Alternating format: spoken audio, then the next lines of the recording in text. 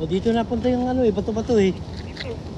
Ba, ano maniwala? Dito, yung dalawa. Dalawa, bata pa. No, Hindi nga, tingnan ko nga yung ito.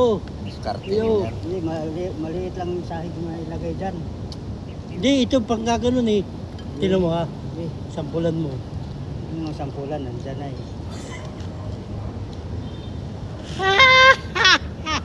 Sa yung bakal. Ayan o. Tapos dito, ang tutulos dito eh. Ano ba ito? Gaganon yan eh.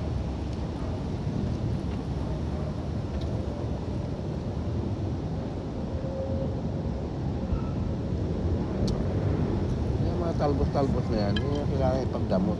Eh, Sino? pag ano, wala.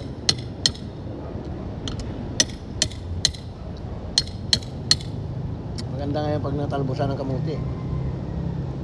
Oh, lalo na ano yun.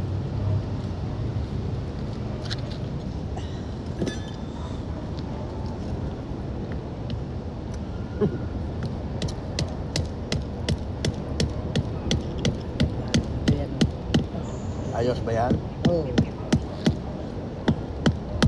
Paano masabit yan dyan? Tutupod mo yan dito. Yung matibay, mabali yun.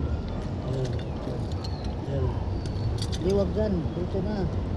Pakamit yan dyan. Tininda na lang kasi. Wala mahaba. Ating lapak yun? Oo, paa nga. Hmm. Kala ko tigso. Yan, yan. Tapos ito dito. Baka pa ng isa. Isa. Isang ganito. Isa. Ganyan o. Yan. Oo, para pag ano sa sahig. Pag-apak mo lang. Dapat mahaba din sa mga dito. Kasi gaganon yun dyan. Yan. Tapos dito. Tapos dito yung sahig. Eh, nakita ko ba eh. Diba yun? Ito nga sa atin. Yun sa atin. Plus to. Nagpaay. Kaya pa ang isang ganito nga dyan. Yan. Ito. Dito pwede.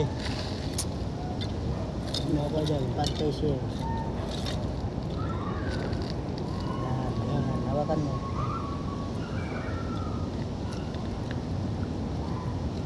Ito siya.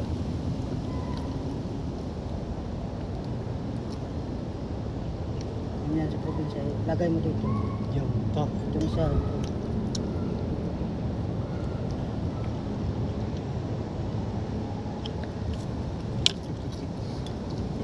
Yung mata mo, baka matanggal yan.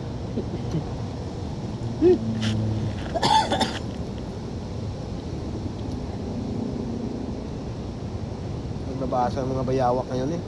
Oo, kasi Init eh. Pasko. Dito. Sa araw, daanan ko na sa may malapit sa tulay oh. Bitawan mo.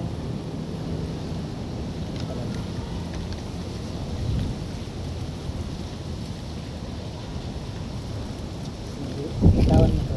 Ah. Dapat ito may ganun oh. Ganyan. Kasi ito ang matatanggal eh. Lalapit ito eh. Wala nang dapat may ganito rin oh. Okay. Kuha ka doon, isa nga. Ito. Dapat to.